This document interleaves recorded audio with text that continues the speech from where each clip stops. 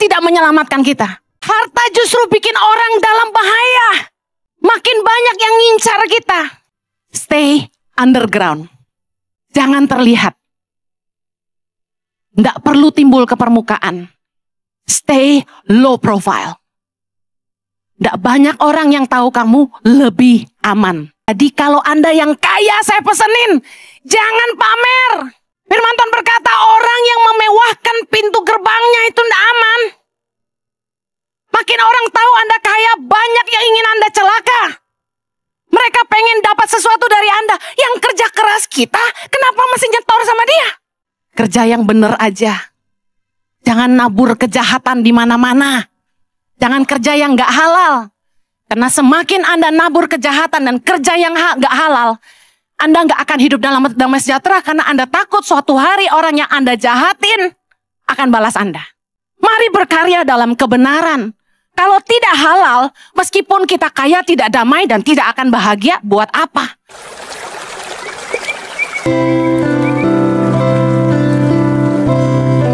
Kami percaya Tuhan mengajar kami kebenaran yang membuat kami dimerdekakan. Biar kiranya Tuhan boleh mengurapi setiap kami. Berikan hikmat dan wahyu. Mampukan hamba-Mu, karena sungguh tanpa Engkau hamba tidak mampu. Menyerahkan setiap menit-menit ke depan ke dalam pimpinan Roh Kudus sepenuhnya. Biar Kristus yang selalu dipermuliakan dalam hidup kami. Yang siap diberkati, sama-sama katakan, amen. Silakan duduk kembali. Hari ini saya akan menyampaikan firman Tuhan dengan tema berkarya dalam kebenaran. Yesaya 33. Mari kita baca sama-sama ayat yang ke-6 dan lalu 15. Masa keamanan akan tiba bagimu. Kekayaan yang menyelamatkan ialah hikmat dan pengetahuan, takut akan Tuhan, itulah harta benda Sion. Ayat 15. Orang yang hidup dalam kebenaran, yang berbicara dengan jujur, yang menolak untung hasil pemerasan, yang mengebaskan tangannya supaya jangan menerima suap, yang menutup telinganya supaya jangan mendengarkan rencana penumpahan darah, yang menutup matanya supaya jangan melihat kejahatan. Ayat 16. Dialah seperti orang yang tinggal aman di tempat-tempat tinggi. Bentengnya ialah kubu di atas bukit batu. Rotinya disediakan, air minumnya terjamin. Katakan, amin. Orang benar dikatakan firman Tuhan akan hidup aman dalam kejayaan dan kesejahteraan. Katakan amin. Buat apa kaya raya tapi kalau kita tidak punya damai sejahtera? Buat apa kaya raya harta melimpah tapi kalau kita nggak bahagia? Luar biasa dikatakan bahwa orang benar itu dialah orang yang tinggal aman di tempat-tempat tinggi. Katakan amin. Jadi dia ada di tempat tinggi, diberkati, punya kedudukan, punya harta benda. Tapi dia tinggal dengan aman, dikatakan. Bahwa di atas kubu bukit batu, bentengnya berdiri di atas kebenaran. Yaitu Tuhan Yesus sendiri yang jadi pegangan hidupnya, pedoman hidupnya. Dan rotinya disediakan, artinya dia gak pernah kekurangan. Dan air minumnya terjamin. Berapa banyak saudara yang rindu hidupmu diberkati Tuhan? Kaya buat apa kalau nggak punya damai sejahtera? Ingat ini dalam hati. Yesaya 32 ayat 17. Sebuah ayat yang sangat indah yang saya pampang di kamar saya waktu saya masih kuliah. Di mana ada kebenaran, di situ akan tumbuh damai sejahtera. Dan akibat kebenaran ialah sama-sama ketenangan dan ketentraman untuk selama-lamanya. Apa gunanya kita kaya raya tapi kita hidup ketakutan? Gak tenang. Jalan mesti ada bodyguard. Mesti ada ajudan yang melindungi kita. Lain kalau bicara Anda seorang presiden, Anda seorang menteri yang wajib dilindungi. Tapi ada orang kaya yang hidupnya ketakutan. Takut apa? Takut dijahatin orang. Takut dikerjain orang. Dan yang paling parah apa? Takut dibalas sama orang. Kenapa bisa gitu? Karena dia nabur kejahatan. Jadinya dia takut. Dan kita lihat di media massa betapa banyak kejahatan. Saya ketemu sama orang kaya yang dia harus nyamar, harus ganti nama, harus sembunyi karena rasa nggak aman. Satu pelajaran penting yang saya tarik adalah gini, bahwa harta tidak menyelamatkan kita. Harta justru bikin orang dalam bahaya. Makin banyak yang ngincar kita. Waktu saya merintis pelayanan Yayasan Tangan Pengharapan, Anda tahu punya nama besar itu punya keuntungan. Amin. Apa nama besar keuntungannya kalau sebuah yayasan? A foundation. Banyak yang support. Karena kalau punya nama besar orang jadi percaya. Gak usah sebutlah nama yayasan lain. Tapi begitu orang dengar namanya semua langsung tahu. Oh, wah donaturnya banyak banget. Saya pernah ngintip. Saya dikasih tahu sama bagian keuangan. Salah satu foundation dari luar yang masuk ke Indonesia. Itu triliunan uangnya. Saya napasnya sampai sesek. Sedih amat gue masih jualan batik sama kaos. Buat kasih makan 6.500 anak. Mereka triliunan nganggur. Tapi waktu saya merintis Tangan Pengharapan di Indonesia, ini hikmat yang Tuhan berikan. Stay underground. Jangan terlihat. Nggak perlu timbul ke permukaan. Stay low profile. Nggak banyak orang yang tahu kamu lebih aman. Saya ini kan bodoh. Tapi Tuhan itu sumber hikmat. Dia kasih tahu saya. Lebih aman, stay low profile. Jadi kalau Anda yang kaya saya pesenin, jangan pamer. Firman Tuhan berkata orang yang memewahkan pintu gerbangnya itu tidak aman. Makin orang tahu Anda kaya, banyak yang ingin Anda celaka. Mereka pengen dapat sesuatu dari Anda. Yang kerja keras kita, kenapa masih nyetor sama dia?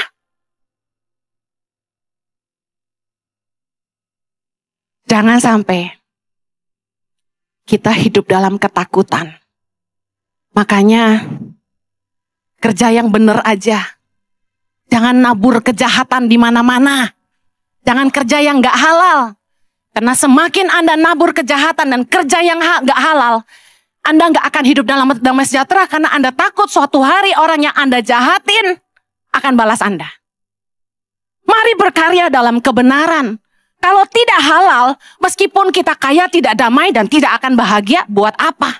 Amsal 16 ayat 8 berkata, lebih baik penghasilan sedikit disertai dengan kebenaran daripada penghasilan banyak tanpa keadilan. Apa yang membuat orang itu bisa keluar dari kebenaran? Karena pengen punya penghasilan yang banyak. Ada orang-orang yang kalau ditawarin bisnis yang halal, yang jalannya benar, yang lurus, itu nggak mau. Kenapa? Dia bilang males main duit kecil, untungnya nggak seberapa. Kalau bisnis yang, bikin nightclub, kasino, apalagi tuh yang duitnya gede-gede. Sekali gebuk, M bunyinya. Sekali gebuk, T bunyinya. Orang nggak mau bisnis yang berapa? Cepet dia 100 juta. Capek. Buang keringet. Yang halal gak mau, milihnya yang gak halal. Kenapa? Karena pengen penghasilan yang banyak. Firman Tuhan berkata lebih baik penghasilan sedikit disertai dengan keadilan. Kita damai. 1 Timotius 6 ayat 10. Akar segala kejahatan apalah? Cinta uang. Orang kalau udah cinta duit, apapun dikerjain. Oleh sebab memburu uanglah beberapa orang telah menyimpang dari iman, keluar dari kebenaran, dan menyiksa dirinya dengan berbagai duka. Orang tuh kalau ingin cepat kaya, ya instan, jadi konglomerat mendadak, pasti menghalalkan segala cara.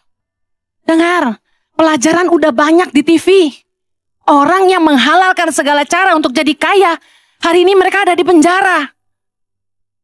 Mengesalkan ketika kita tahu di penjara pun ada kelasnya. Lu bayar, kamar lu mewah. Bahkan kalau bayar katanya bisa tamasya. Kapan check out, kapan maksud check in lagi. Tinggal diatur. Kacau. Tapi dengar, Amsal 28 ayat 20 bilang orang yang dapat dipercaya, katakan dapat dipercaya, mendapat banyak berkat. Tetapi orang yang ingin cepat menjadi kaya tidak akan luput dari hukuman. Udah berkarya dalam kebenaran aja. Jangan ingin cepat kaya. Percayalah kalau Anda bisa dipercaya, Anda akan dapat banyak berkat. Katakan, amin. 1 Timotius 6 ayat 9. Tetapi mereka yang ingin kaya terjatuh ke dalam pencobaan, ke dalam jerat, dan ke dalam berbagai-bagai nafsu yang hampa dan yang mencelakakan, yang menenggelamkan manusia ke dalam keruntuhan dan kebinasaan. Saya kasih tahu, orang kalau serakah, dia akan lakukan apa aja? Ditawarin, ayo jualan drug, ayolah. Ayo bikin kasino, ayolah. Bikin bisnis yang gak halal, nyuri, nipu. Baru kemarin, ada orang yang menggunakan nama suami saya, picture profilnya, foto suami saya yang ganteng itu, namanya Yohanes Kristianus. Tapi nomor HP-nya bukan. Dia WA ke kontak-kontak suami saya dan kasih tahu, halo, teman saya kasih tahu saya namanya Lita. Halo Lita, apa kabar? Si Lita karena nggak punya nomornya tanya, siapa nih? Jojo. Oh hai Jo, apa kabar? Dia bilang gini, hapus aja kontak yang lama, ini nomor baru. Kacau nggak tuh? Penipuan ngeri. Ini masalah kecil ya, penipuan lewat HP. Suami saya pernah kena kasus yang lebih besar. Kenapa selalu kamu ya sayang? Karena kamu terlalu baik sih, suka kasih nomor HP kemana-mana. Kayak saya, jangan kasih nomor HP sekretaris aja.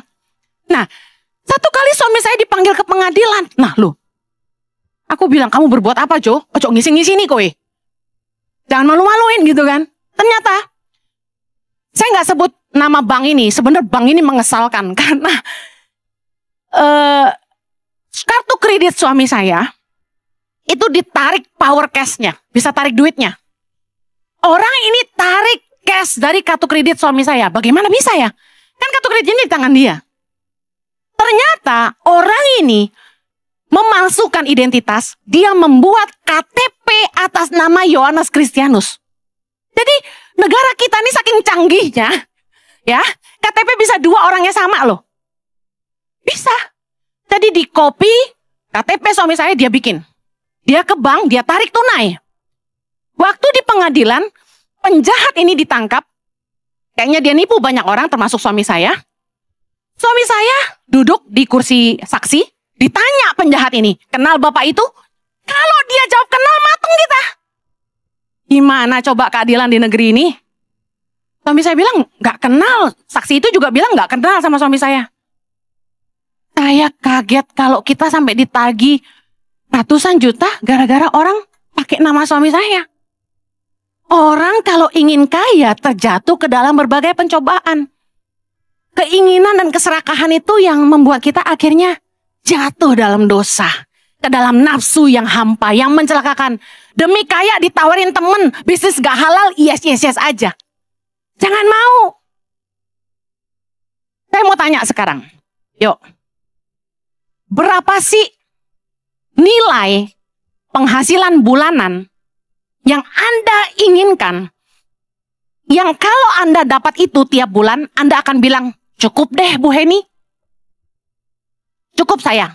Saya mau tunjuk beberapa orang ya. Jawab dengan jujur, jangan ada dusta di antara kita. Pikirin. Jangan terlalu kecil karena itu munafik. Dusta. Sebut angka penghasilan bulanan yang Anda akan bilang cukup buat saya. Santi berapa San? Hah? Cepet Tiao. Kamu anak baik loh. Cepet Tiao sebulan, that's it. Enough. Pakai sisa waktu melayani Tuhan. Ada amin? Yes, oke. Saya nggak berani ganggu tante. Nanti dimarahin Ferdinand. Ya, Fanny, berapa Fanny? Are you sure? You wanna come and work with me? Cuma 20 juta enough, dia bilang. Sekali berkamu, you can earn more. Oke. Saya pengen nyebut, gak kenal, tunjuk aja ya. Bapak berapa, Pak? Are you sure? Cukup 10 juta aja? Ah, ini bener nih. Hah? Ini bener nih. Are you sure? 10 juta sebulan aja enough? Saya ada tanya orang, dia jawab 300 juta. Kalau dia bisa dapat 300 juta sebulan, dia akan berkata, cukup. Lalu saya tanya lagi yang lain. Kalau kamu berapa? Dia jawab, 1M. 1M sebulan kerja apa itu? Gue juga mau gitu katakan. Nah, saya mau kasih tahu. Ada nggak orang kaya, pengusaha, yang penghasilan sebulannya 1M? Ada nggak? Menurut Anda, dia udah bisa bilang cukup belum? Kita yang belum nyampe 1M, kita bisa ngomong, nanti kalau apabila penghasilan saya sudah 1 miliar, that's it. Gue akan pakai waktu gue melayani Tuhan. Jadi asyir di ICI, jadi pendoa syafaat, counselor, bla bla bla bla bla. Itu kan janji. Biasanya manusia janji palsu. Nah, kenyataannya orang-orang yang sudah ada di situ, yang income-nya mungkin 1M per hari, kita nggak lihat mereka cukup tuh. Pengkhotbah 5 ayat 9. Siapa mencintai uang tidak akan puas dengan uang. Dan siapa mencintai kekayaan tidak akan puas dengan penghasilannya. Ini pun sia-sia. Firman Tuhan keren nggak? Buat manusia lagu kebangsaan kita tuh satu. Never enough. Never enough. I want more, I want more, I want more. Itu lagu kebangsaan kita. Gak ada yang bisa bilang cukup. Saya tahu kita butuh uang. Tapi jangan sampai kita keluar dari kebenaran. Buat apa kita punya segalanya tapi kita kehilangan Tuhan dalam hidup kita? Yesus berkata dalam Lukas 12 ayat 15. Berjaga-jagalah dan waspadalah terhadap segala ketamakan. Sebab walaupun seorang berlimpah-limpah hartanya, hidupnya tidaklah tergantung daripada kekayaannya itu. Yesus yang ngomong loh. Buktinya harta gak bisa melindungi orang dari yang jahat. Orang yang kaya raya gak bebas COVID kok. Yesus bilang, harta gak menyelamatkan. Mari berkaryalah dalam kebenaran. Nah masalahnya, kalau Anda sudah kaya, mau gak Anda tetap kaya sampai 7 turunan? Mau enggak tetap kaya sampai akhir? Jangan imani ketika orang berkata, hidup ini seperti roda yang berputar. Sekali di atas nanti bisa di bawah. Tolak dalam nama Yesus. Katakan amin. Firman Tuhan berkata, kita bukan lagi ekor tapi kepala. Bukan turun tapi naik. Kita akan naik dan bukan turun. Itu kata firman Tuhan. Jangan percaya. Nanti kamu udah di atas, one day kamu ngeguling ke bawah. Seperti roda. Don't trust that. Di dalam Tuhan, orang benar, kekayaan dan kejayaannya kokoh selama-lamanya. Kita lihat Mazmur 15 ayat kedua. Sama-sama, yaitu dia yang berlaku tidak bercelah, yang melakukan apa yang adil, dan yang mengatakan kebenaran dengan segenap hatinya. Ayat 3. Yang tidak menyebarkan fitnah dengan lidahnya, yang tidak berbuat jahat terhadap temannya, dan yang tidak menimpakan cela kepada tetangganya, yang memandang hina orang yang tersingkir, tetapi memuliakan orang yang takut akan Tuhan, yang berpegang pada sumpah walaupun rugi. Ayat 5, yang tidak meminjamkan uangnya dengan makan riba, dan tidak menerima suap melawan orang yang bersalah. Tidak bersalah. Siapa yang berlaku demikian tidak akan goyah kapan? Selama-lamanya. Katakan tidak akan goyah selama-lamanya. Orang yang hidup dalam kebenaran tidak akan goyah selama-lamanya. Yesaya 33 ayat 16 tadi berkata, dialah seperti orang yang tinggal aman di tempat-tempat tinggi. Bentengnya ialah kubu di atas bukit batu. Rotinya disediakan, air minumnya terjamin. Anda mau berkarya dalam kebenaran? Tadi dengan sangat rinci dijelaskan, gimana sih Bu Heni berkarya dalam kebenaran? Yang pertama, marilah jujur dan berintegritas. Katakan kanan kirimu, jujur dan berintegritas. Dikatakan mengatakan kebenaran dengan segenap hatinya. Tahu nggak kenapa hidup saya tuh enteng? Enteng banget, nggak punya beban. Why? Karena apa yang di mulut itu yang yang di hati saya. Saya nggak ngomong yang di luar. Makanya kalau orang suka protes gini, itu Bu Heni kacau banget sih kalau khotbah nyeritain masalah pribadi. Kacau banget sih Bu Heni tuh kalau khotbah ngejelekin suami sendiri. Lu belum denger aja laki gue khotbah bilang gue masak nggak enak. Kita ini real people. Saya mau khotbah, itu saya harus kasih contoh supaya jemaat ngerti. Nah, ketika saya pilih ilustrasi khotbah apa yang saya mau cerita kepada jemaat, Roh Kuduslah yang memberi hikmat dan mengingatkan saya secara spontanitas di panggung ini. Gak ada di catatan saya. Nanti contohnya adalah kamu dan Jojo gini-gini. Gak ada. Jadi contoh yang saya ambil tuh spontanitas. Saya pernah cerita, ketika saya tidak mau sampaikan kesaksian itu, Roh Kudus bikin saya kartu mati di atas panggung. Roh Kudus ingatkan saya harus cerita tentang keluarga saya. Saya lawan. Saya nggak mau karena kesaksian itu memalukan. Orang tua saya pasti marah sama saya. Tapi Roh Kudus bikin saya gelisah di atas mimbar. Saya mau ngomong apa jadi mandek. Aduh, mau ngomong apa nih ya? Duh, mau ngomong apa nih? Jemaat kan nungguin. Wah, ini yang galak ngomongnya cepet. Kok berhenti? Duh, ngomong apa nih? Akhirnya saya ngalah. Udah saya cerita. Kayak gitu loh maksudku. Jadi waktu saya ngomong itu jujur, nggak ditambah, nggak dikurang. Contoh nih, soal masak nggak enak. Buktinya kalau masak spaghetti nggak boleh orang lain, mesti saya. Kenapa coba? Enak kan masakanku? Nah, giliran masak sayur asam nggak boleh orang lain. Kenapa? Soalnya enak tuh sayur asamku. Anak saya kalau saya yang masak aglio olio, mami yang masak. Kalau nggak enak. Nggak semua masakan saya nggak enak. Cuma memang nggak jago masak. Pembelaan diri. Mumpung saya yang khotbah. Tapi kan harus jujur. Harus berintegritas.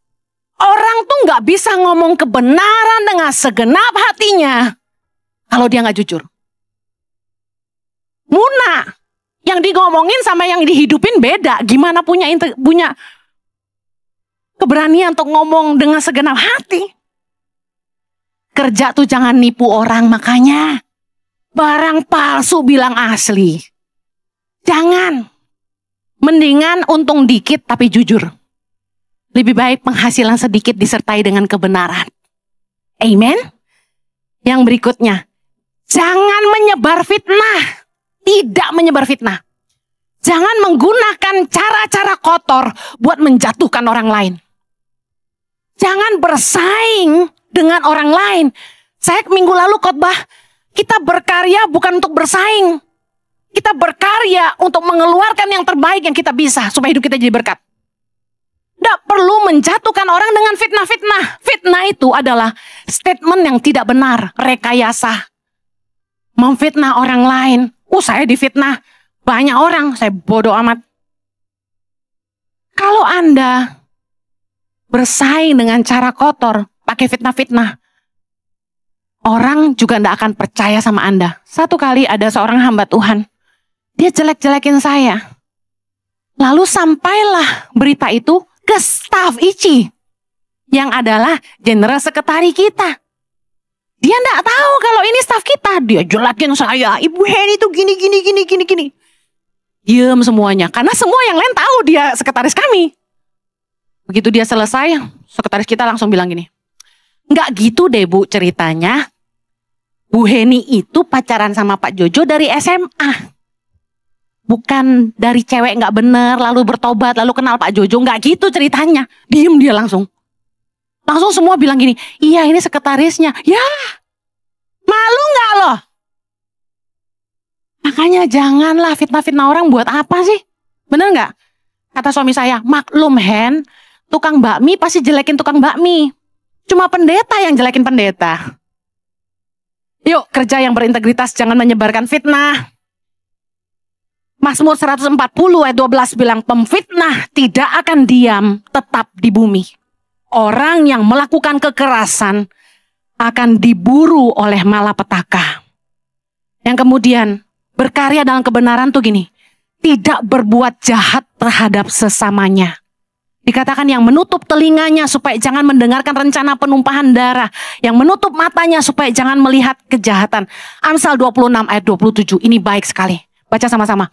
Siapa menggali lobang akan jatuh ke dalamnya.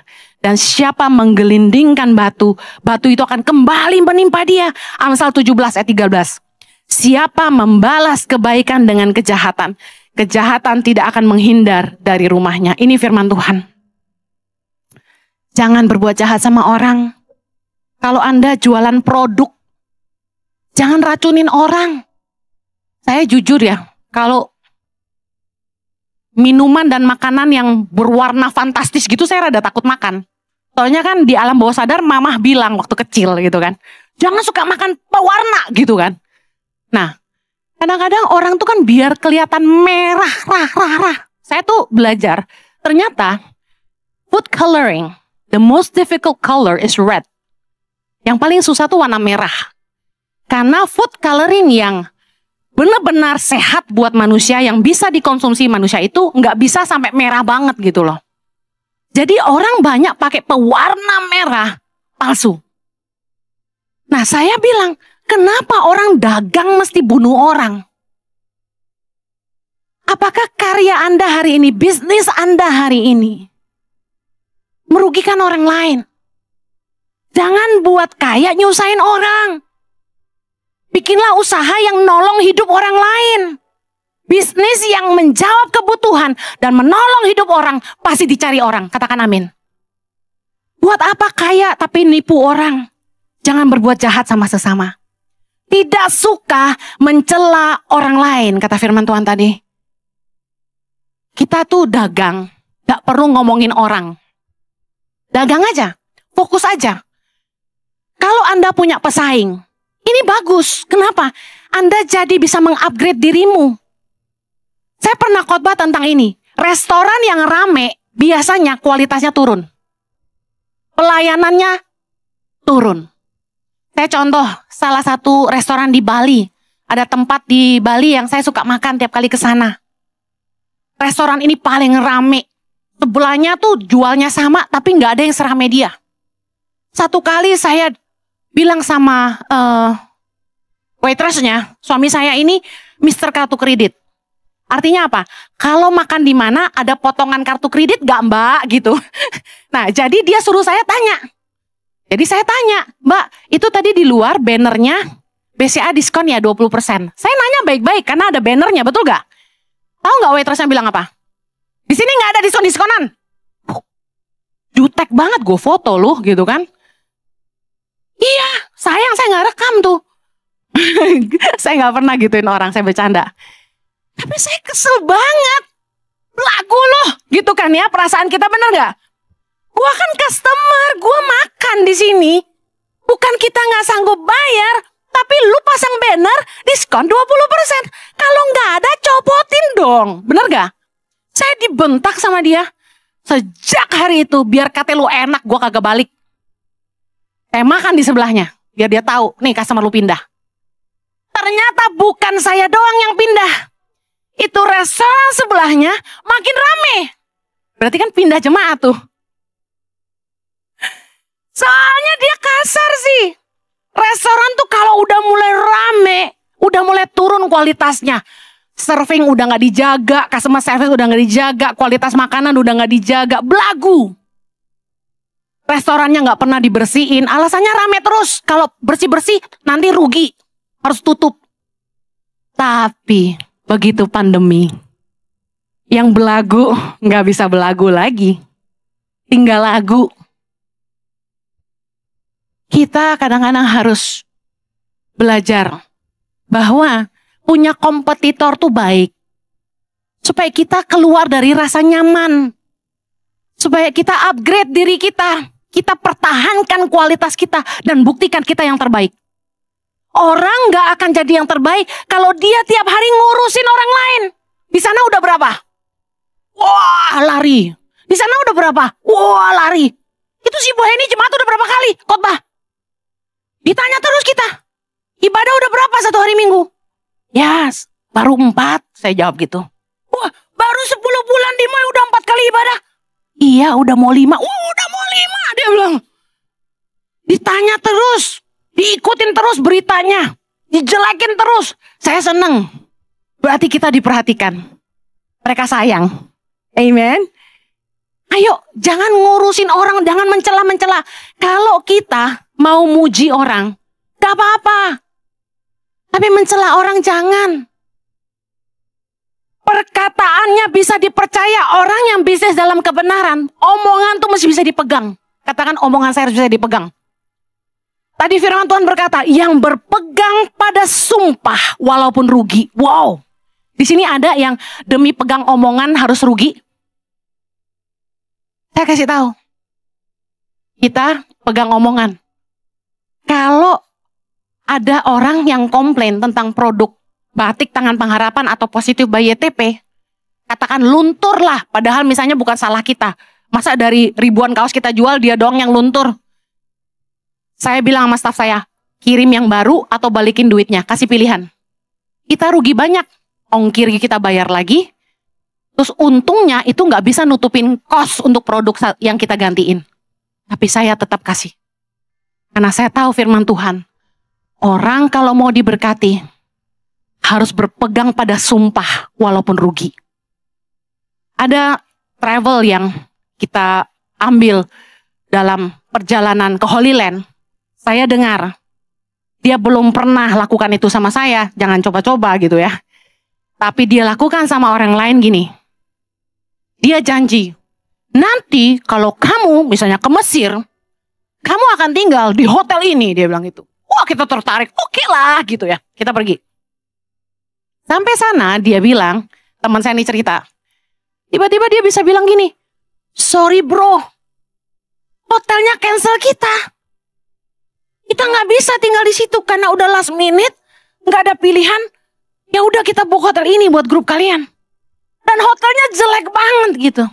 Temen saya ini kecewa banget, nggak pegang omongan. Harusnya kan gini, lu jangan downgrade orang dong, lu pegang omongan lu dong. Janjinya bintang 5 kasih bintang 5 dong, betul nggak? Meskipun dia harus rugi, bayar hotel lain yang sama-sama bintang 5. Karena nggak bisa pakai yang itu, tapi dia harus bayar lebih. Katakan lebih $5-10. Tapi dia pegang omongan, dia bayar. Apa yang terjadi? Dia akan mendapat kepercayaan. Betul? Orang yang dasar dipercaya, kata firman Tuhan, akan mendapat banyak berkat. Orang pasti balik lagi ikut dia. Tapi travel yang nipu teman saya ini, saya kasih tahu, nggak ada orang mau pakai dia lagi. Why? Karena terkenal penipu. Kalau Anda mau bisnis diberkati, berkaryalah dalam kebenaran. Berpeganglah pada sumpah walaupun rugi. Artinya apa? Omonganmu harus bisa dipegang. Saya punya pepatah gini. Laki-laki tuh kalau mulutnya nggak bisa dipegang, nggak ada lagi yang bisa dipegang. Jadilah laki-laki yang bisa dipegang omonganmu. Amin. Kalau udah janji nikah setia dalam suka maupun duka, jangan istrimu sudah belember, sudah kendor, kamu tinggalin. Pegang omonganmu. Pegang omonganmu. Mumpung khotbah.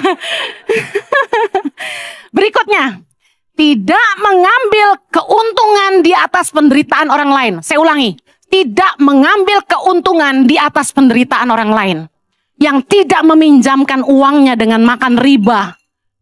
Orang makan riba, itu dia pinjamin uang, ada bunga dia makan. Saya kasih tahu, orang kalau sampai terpaksa pinjam uang Anda, kecuali mereka yang memang tukang hobi ngutang ya.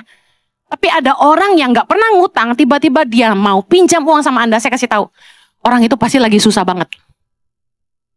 Sampai dia terpaksa merendahkan dirinya untuk pinjam uang.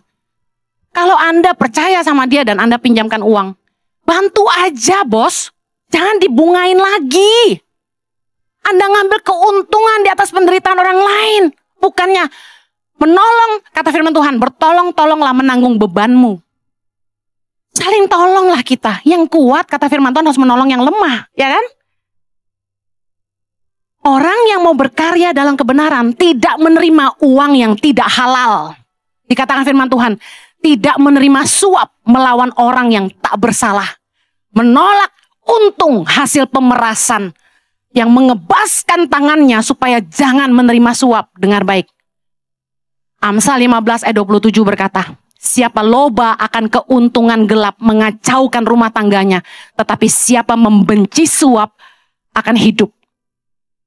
Jangan makan uang yang gak halal. Jangan mengambil keuntungan di atas penderitaan orang lain. Yesus berkata dalam Lukas 9 ayat 25, apa gunanya seorang memperoleh seluruh dunia, tetapi ia membinasakan atau merugikan dirinya sendiri. Kenapa Yesus ngomong gitu? 1 Korintus 6 ayat 10. Pencuri, orang kikir, pemabuk, pemfitnah, dan penipu tidak akan mendapat bagian dalam kerajaan Allah. Mari berkarya dalam kebenaran. Buat apa kita memperoleh seluruh dunia, kata Yesus, kalau kita harus membinasakan dan merugikan diri kita sendiri? Berapa banyak saudara yang ingin berjaya dan sejahtera selama-lamanya? Katakanmu, Tuhan berkati agar setiap anak-anakmu ini boleh diberikan roh takut akan Tuhan dalam batin mereka. Bela kebenaran jadi pegangan dan fondasi hidup mereka. Sehingga apa saja yang mereka kerjakan dalam kebenaran. Jagai hati mereka. Supaya mereka nggak cinta uang. Tapi mereka mengandalkan Tuhan yang sanggup mencukupkan, bahkan melimpahkan segala kebajikan dalam hidup mereka. Berkati anak-anakmu Tuhan. Supaya mereka tidak susah, tidak jadi beban buat orang lain. Tapi hidup mereka jadi berkat bagi banyak orang. Di dalam nama Yesus kami berdoa. Amen.